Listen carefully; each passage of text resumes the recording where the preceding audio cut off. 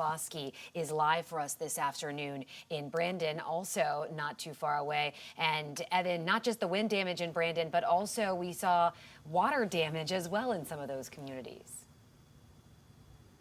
Yeah, Courtney, there is unprecedented flooding happening all around the Brandon area. We're right now at the Lakeside Central Apartments. You're going to see a car come through and you're going to see the waves that happen. I'm going to go bye-bye, see you later, and I'm back. So you can see these waves. This is about a foot of water right now. This is rainwater, okay?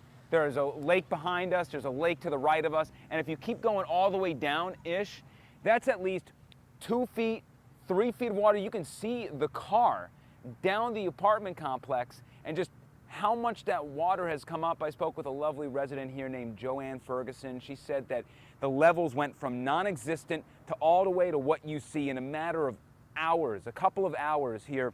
And she's trying to figure out how to get her car out of here.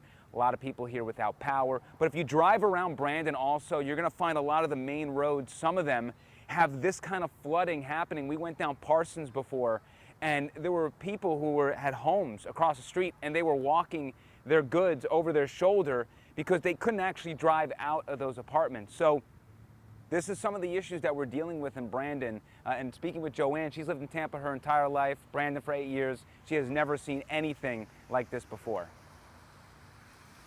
You know, it's great to see some people there did not get water in their places. You disappeared for a second there as well.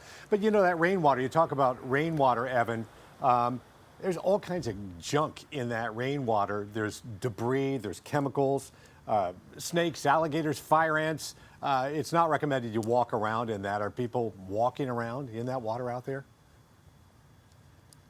Yeah, I mean, you know, some people who are trying to get to their cars are kind of trying to assess how they're going to wiggle out of this situation.